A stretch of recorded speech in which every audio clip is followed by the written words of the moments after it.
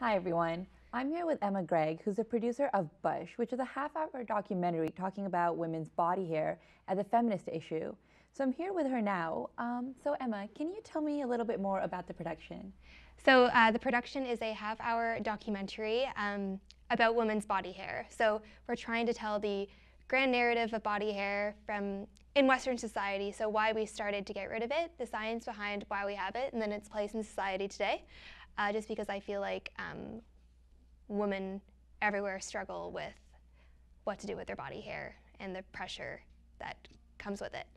Okay, so I know you just kind of touched up on it a little bit right now, but why women's body hair? Why focus on that when there's so many issues? Focusing on women's body hair to me is kind of just like, it came to me and it seemed kind of silly and quirky, but also since it is a little bit silly and quirky and such a mundane thing, why is this like $1 million industry, or why are we so worried about it? Because I was so worried about it. So then it just became an issue that I wanted to explore because I was so worried about it.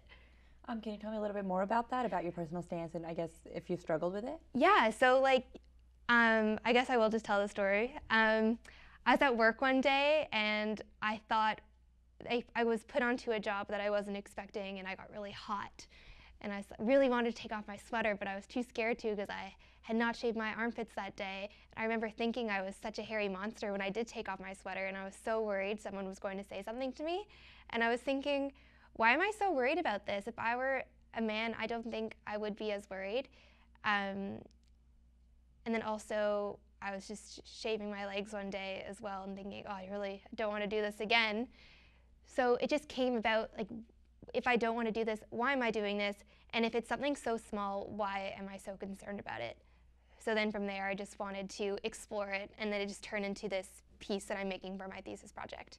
Okay, and what will the documentary look like? Will it just feature student reactions or?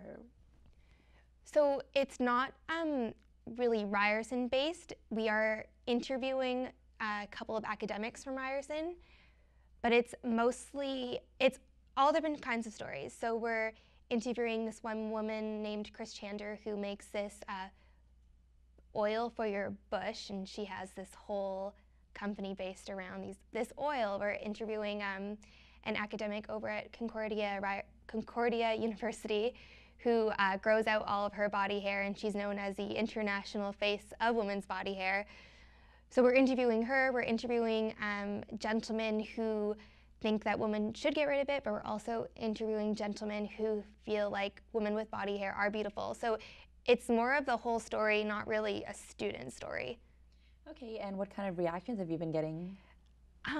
Very diverse. A lot of people think at first that it's kind of funny, and we're like, they're wondering why we're making this documentary about women's body hair. Women's body hair is kind of gross, and they just don't really understand why this is an issue.